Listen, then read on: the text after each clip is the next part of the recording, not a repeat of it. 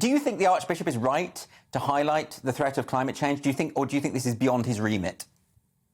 I think it's a somewhat curious message for a cleric to be conveying, given that it is Christmas and therefore the second most important time in the Christian calendar.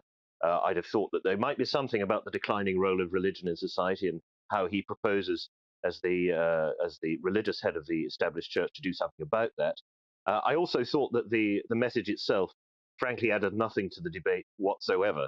Talk of climate justice is a trope, I would have said, of left-wing campaigning organizations and charities, and is essentially just saying capitalism doesn't work, when that, as we know, is false. Capitalism is the only way that we are going to help those people affected by climate change, particularly in Africa, to find effective solutions. So I thought overall it was a rather skewiff and cockeyed way of going about his most effective broadcasting platform, with the exception of Easter.